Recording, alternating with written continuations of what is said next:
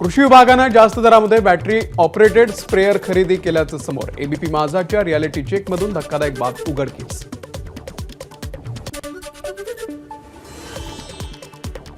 शेतकऱ्यांच्या बळकटीकरण योजनेच्या खरेदीमध्ये 350 कोटींचा भ्रष्टाचार झाल्याचा दमानिया यांचा आरोप. धनंजय मुंडेंच्या कार्यकाळामध्ये भ्रष्टाचार झाल्याची दमानियांची माहिती. कापूस साठवणूक बॅग अर्ध्या किमतीमध्ये खरेदी करत असल्याचे पुरावे. कृषी विभागानं कोट्यवधींचं नुकसान आणि शेतकऱ्यांची फसवणूक केल्याचा संशय. त्यामुळे तत्कालीन कृषी मंत्री धनंजय मुंडे यांचा दावा राज्याची दिशाभूल करणारा आहे का, असाही सवाल उपस्थित.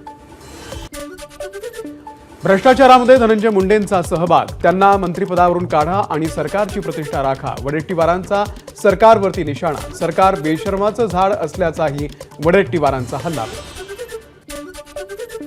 कृषी साहित्य खरेदीवरती अंजली दमानिया यांचा शेतकऱ्यांना पत्र. हे पत्र दमानियांकडून एक्सवरती पोस्ट. खरेदी केलेले हँडस्प्रे, नॅनो युरिया, नॅनो डीएपी गेले कुठे?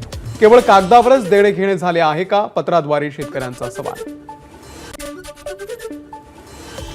आरोपी वैजनाथ बांगर आणि अभिषेक सानप या दोघांकडून कृष्णा आंधळेला वाढदिवसाच्या शुभेच्छा देणारे स्टेटस. पोलिसांकडून कारवाई करण्यात येणार. कराडच्या बातम्या बघितल्यानं कृष्णा आंधळेच्या मित्रांकडून तरुणाला मारहाण केल्याचं प्रकरण. मारहाण झालेल्या तरुणाला डोक्यात गंभीर दुखापत. राज्याच्या तिजोरीमध्ये खडखडाट झाल्यानं अनेक लोकप्रिय योजनांना ब्रेक लागण्याची शक्यता. शिवभोजन थाळीसह इतर योजना बंद करण्यावरही सरकारचा विचार सुरू. लाडकी बहीण योजनेच्या प्रसिद्धीसाठी पुन्हा कोट्यवधींचा खर्च. माहिती व जनसंपर्क विभागानं तयार केलेल्या माध्यम योजनेला पुन्हा एकदा मंजुरी. लाडकी बहीण योजनेच्या लाभार्थ्यांचा आकडा सरकार 2.5 कोटींवरून 25 लाखांवरती आणणार. वडेट्टीवार यांचा हल्लाबोल. लाडकी बहीण योजना सत्तेमध्ये येण्यासाठी होती, लाडक्या बहिणींसाठी नव्हती. बच्चू कडू यांची टीका. तर पैसे द्यायच्या आधी पात्र ठरवायचं की पैसे दिल्यावर पात्र ठरवायचं, हा मोठा प्रश्न. बच्चू कडूंचा हल्लाबोल.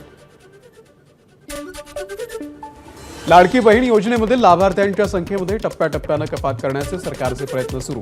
रोहित पवार यांचा दावा. निवडणुकीच्या तोंडावरती मतांसाठी लाडक्या बहिणींचा वापर केल्याचा रोहित पवार यांचा आरोप. एबीपी माझा, उघडा डोळे बघा नीट.